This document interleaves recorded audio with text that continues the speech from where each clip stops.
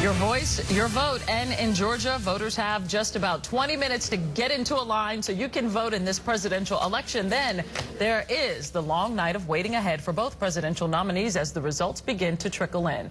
So after 2 months or months of campaigning, Election Day is finally here. Tonight, we could learn who will be the next president of the United States. Love your optimism on that. And Channel 2 political analyst Bill Crane with us tonight. We'll get to the presidential race, Bill, but first, about what's happening in Fulton County.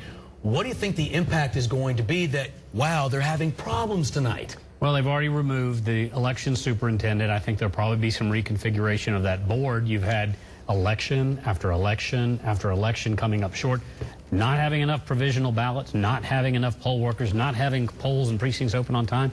And the Secretary of State has already announced he's going back in with another investigation. So I think you'll see some heads roll on this. And do you think that this is all just voter enthusiasm for 2012, or what do you think can we attribute to the turnout that we're seeing in Georgia and across the country?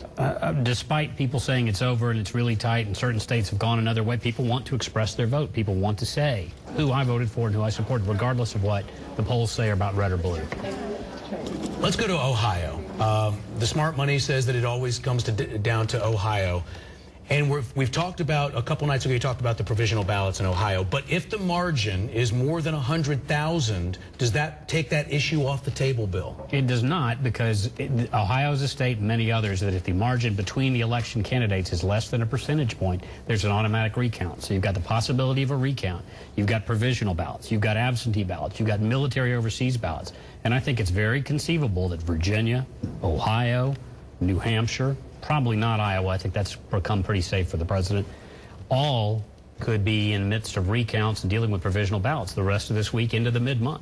Remember the good old days when we would know by midnight? When the blowouts occurred, or when our native son at 9 o'clock Eastern time gave the election to Ronald Reagan? Yeah.